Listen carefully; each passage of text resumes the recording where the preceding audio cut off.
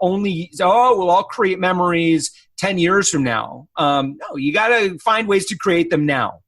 Yep. I totally agree. So what support and resources should an entrepreneur be looking for in the beginning stages of their business that's going to best position them for that success that you're talking about?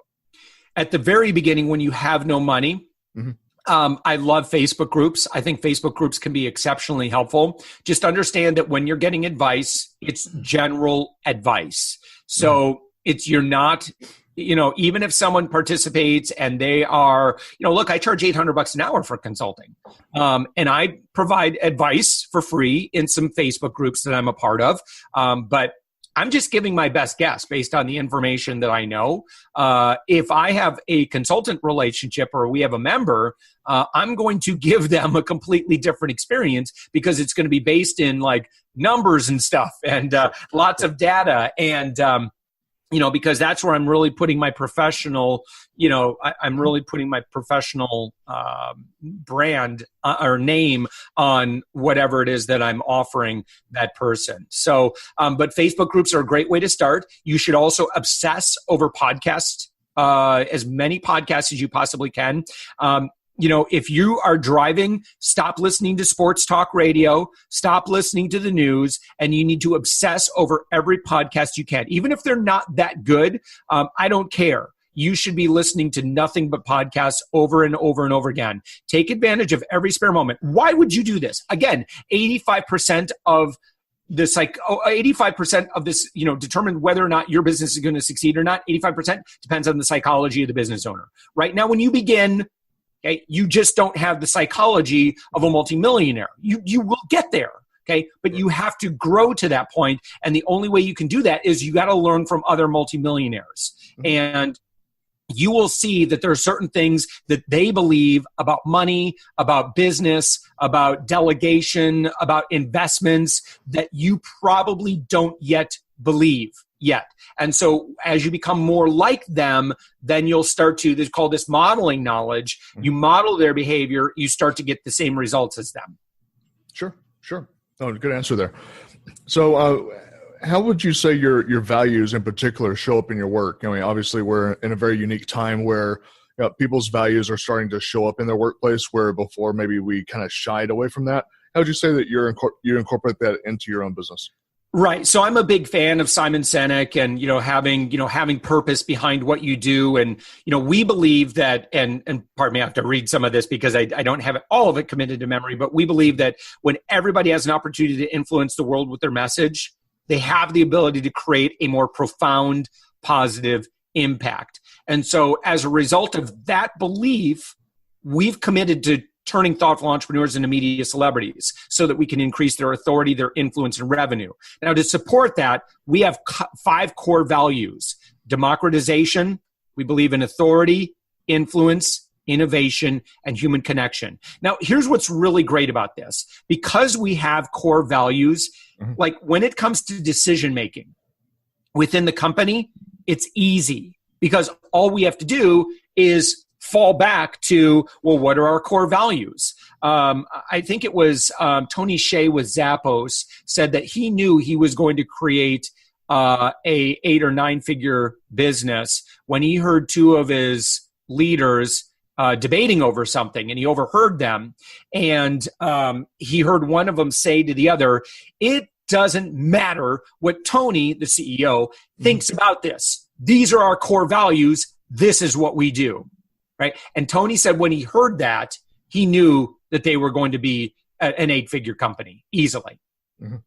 Yeah. And so values drive everything. Another advantage to being very clear on your purpose and values is as you start to build a team, you can build a team of people who are trading time for dollars. And they're like, okay, I will do this work for you and you will pay me X. Right? And so it's a very transactional relationship. Now, the downside to that is your employees can do transactions with anybody, anywhere, anyhow. Like there's nothing behind it. They're just trading time for dollars. And so if you're purpose-driven, you allow them to see the bigger picture about what you are doing. So as a result, people are they're going to be a little bit more sticky in terms of staying with you and helping you make this purpose a reality. And so obviously with Up My Influence, we're very purpose driven around here. So when we do an all hands meeting now, like it's pretty much like from my standpoint, it's like 75% purpose, purpose, purpose, purpose, purpose. And here's what we're doing. Here's the impact we're having in the world. And we want to make people feel good about the work that we're collectively doing. Oh, excellent. What's something that you would wish that you had done earlier in life that now is vitally important? So I'm sorry, say that one more time, please, James. What's something you wish you had done earlier in life that now later on that's vitally important? Well, certainly worrying less about the future, I think is pretty helpful. So just not stressing about, oh my gosh, is this going to work out? Of course it's going to work out, right? Mm-hmm. And it's just, if you have the belief that everything is going to work out, like it will, but you just need to do the deal.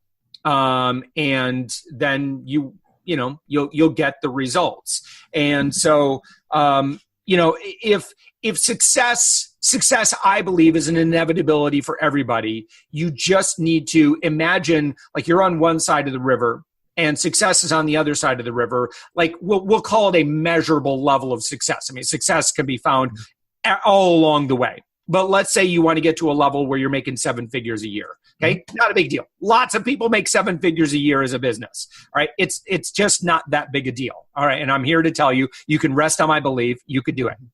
All right, so how do you get there? Well, there's a series of stones that you need to step on in order to get to the other side of the river.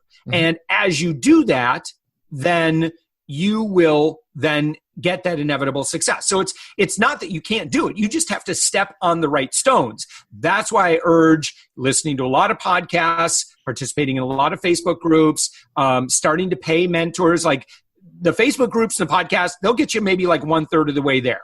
Right? I believe you can build a 6-figure business just based on podcasts alone pretty easily. All right. But then to go from 6 to 7 figures, that's where you need to really start bringing in expert teams, agencies, consultants, coaches, that sort of thing, because you got to do some deep work in order to lead a team to that level. I've spent easily like 20 grand going to Tony Robbins events. And it has made a huge impact on my belief, my confidence as a leader, and all of that psychology seeps into our operation now in our organization. So, so stop worrying. It's your success is inevitability. You just need the right people to guide you there. Oh, perfect. So on some personal questions, obviously our listener is going to be wanting to hear some things about you as a person, Josh. So when you were beginning your business, what were some of the things that you kind of went through your mind when you decided you wanted to start something as an entrepreneur?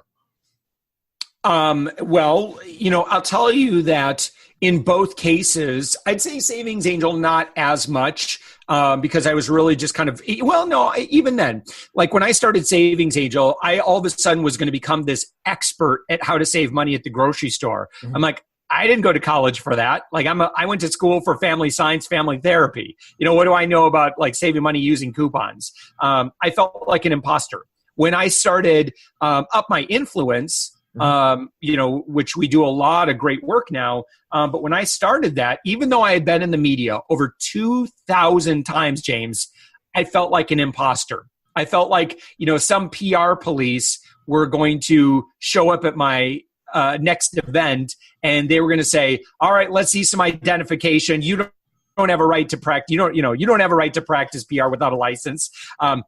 It's just not the case. People pay people for results, and people pay people who can lead, inspire, teach, mentor, and coach them. And it's a fair exchange of dollars. Okay. In most cases, you don't need, certification necessarily for a lot of things.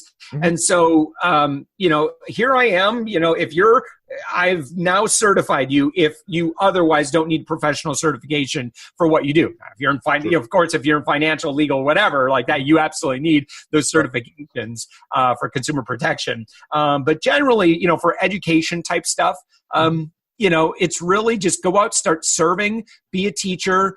Everybody feels the imposter syndrome. My wife is a very successful family therapist. And at the beginning, when she went into private practice, she felt like, an imposter at the beginning. But the reality is you already know, if you're listening to this conversation right now, you already know more than probably 95 to 99% of the population in the area that you have expertise. So guess what? If that other 95 to 99% of the people want to get better at what they do, they probably should pay you so that you can help shorten the learning curve for them. It's why we have teachers. Okay. We still have teachers. People could read stuff in a book, but we still pay teachers because teachers help us understand it a little bit better than just watching and reading books and stuff. And they can help maybe speed up the process. So that's the job of a really great coach, consultant, teacher, service provider, which is what we are. It's worth paying money for that. So get over your imposter syndrome. I have already absolved you of that dreaded disease. Okay, this is going to be an interesting question. You probably don't get asked too often, but I saw in looking at some of your Facebook information that you're a Navy veteran. And, I am, yeah. And I likewise am a veteran from the Army, and so a lot of my listeners are going to be veterans. And so, what would you say the hurdles were that when you were transitioning out of the military? What were those hurdles, and then how did you overcome those? The biggest hurdle for me, so this was pre 9/11. And I think that, veterans, my experience, this is only my experience, but I believe it's a little bit different world today, just simply because our military has become so much more visible today, post 9/11, that, I feel like there's more people that have finally come around and say, and this is organization, educational institutions. I mean, we've had GI Bill for a long time, which I was able to take advantage of. But I think it's really important if I'm acting as an advocate for veterans, I want to let you know that it's really, really critical that you ask for help. I know veterans, we're taught, in the military, we're taught to be very self-reliant. We're taught to, complete the mission. Like, I get it. But it's really, really critical. Here's the deal. I talked with, what was his name? Oh man, I forget. I did a really great interview and we talked about why it's important to thank a veteran. But beyond that as whether you're a veteran or not, it's really important that when you find a veteran that you ask them and you say, is there anything I can do for you? No, really. No, I mean it. Like, I could do this. I could make some connections. I could maybe, help promote you or something like that. Why would you do that? Well, here's the deal. Take my example. So I served 5 years in the U.S. Navy, probably about the easiest 5 years anyone has ever spent in the military. I kid you not. Like, I was 3 years in Hawaii. I was a journalist.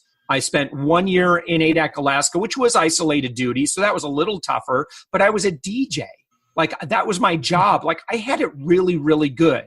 Okay. So when I go to my kids' Veterans Day programs, I'm sitting next to someone who has like shrapnel still stuck in their leg or something like that, or they're missing a limb. It's like, I almost feel like, geez, I guess we, this guy or get this gal, like, they served. Like, I guess I kind of did, but again, regardless, it's like everybody who agrees to that, going in, like, you have no idea what your experience could be. Like, I could have absolutely spent, 4 years in the desert during when I went in, during Operation Desert Storm and Desert Shield and all of that, absolutely, I could have done that. And I had friends I did. For some reason, that was my experience. So here's the deal, though. I gave up 5 years of my life. My friends were going to college. I was not. I had taken some time off. I got a little bit of college credit, but by the time I got done with my 5 years enlisted, my friends were already graduated from college. They were already into their careers. So in a way, in my case, you would say, well, wait a minute. This guy gave up 5 years of his life. Let's all contribute just a little bit to help him catch up. right? And that's what we're doing. So anybody who puts their life on pause for a short amount of time, I think we should all contribute just a little bit, everybody. And then we can help them catch up because of that time that they took off to serve and defend our country against aggressors, foreign and domestic. So I think that's really, really critical that all of us serve, and that us, again, speaking